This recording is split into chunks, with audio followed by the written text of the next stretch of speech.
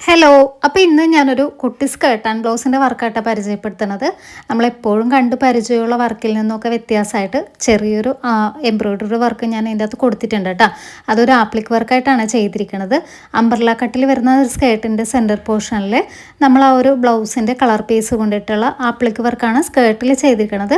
ബ്ലൗസിൽ അതുപോലെ തന്നെ നേരെ തിരിച്ചുമാണ് നമ്മൾ വർക്ക് ചെയ്തിരിക്കുന്നത് കേട്ടോ. ഈ ഒരു വർക്ക് എങ്ങനെയാണ് ചെയ്യേണ്ടതെന്ന് വെച്ചാൽ നമ്മളെടുത്തിരിക്കുന്ന നല്ല മെറ്റീരിയലിലേക്ക് വർക്ക് ചെയ്യാനുള്ള ഒരു പീസ് വെച്ച് കൊടുത്തിട്ട് ആദ്യം ഒരു ഔട്ട്ലൈൻ കൊടുക്കണം. അതിനുശേഷം ബാക്കി വരുന്ന പീസൊക്കെ കട്ട് ചെയ്ത ശേഷം നല്ല തിക്കായിട്ടാണ് നമ്മൾ വർക്ക് ചെയ്ത് കംപ്ലീറ്റ് ആക്കി എടുക്കേണ്ടത് കേട്ടോ.